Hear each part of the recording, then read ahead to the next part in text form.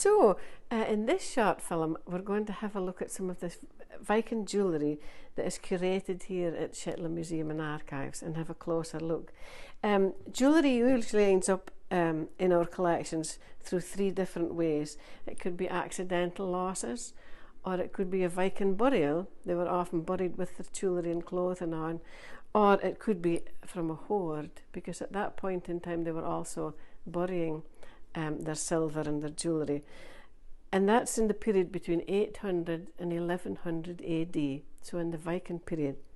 The first piece I think we'll look at is this beautiful Thistle brooch, it's called, and this is 9th or 10th century as well.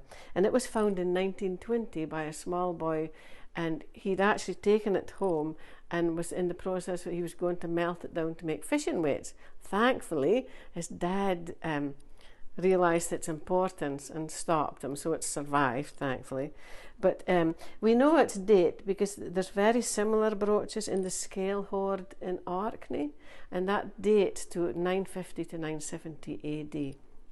So thankfully that's a survival, and it would have been probably a man's piece holding his cloak in place. And then we move here to this is a woman's brooch, and it's called a tortoise brooch because of the shape, like a tortoise. And it was found by a soldier at Wardhill at the Ness in Dunrossness in about 1940 when they were preparing for war. And these were worn in twos, so that and it was used to hold the lady's overdress. She would have two to keep the straps secure, and then between that they wore this beautiful glass beads, and we have some in the collection here, lovely decorated bright colourful beads that they wore between the two. Probably an accidental loss is this beautiful gold ring. This is from Marister in Whalsa, again found by somebody cutting peats, and it's made by bands of gold that are pleated together, and it's beautiful. It's just the same as the day it was worn.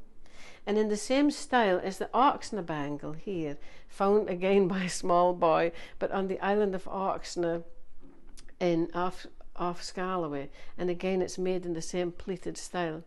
This is a replica that we have on display because the real Oxna bangle is on display in the National Museum in Edinburgh.